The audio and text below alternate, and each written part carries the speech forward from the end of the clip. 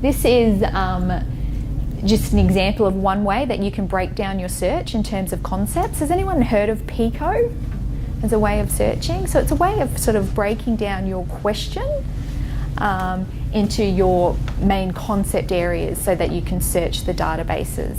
And when you're searching the databases, you then search on each of those concepts and you join them together with an AND.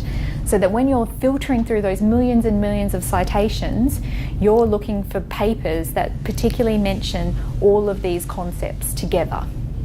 So that when you get your number of hits, you're going to have the most relevant papers come up first.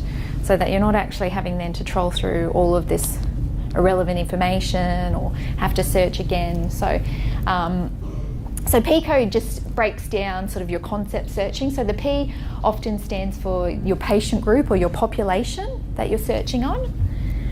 The I is the intervention or the treatment that you're actually wanting to find some evidence for.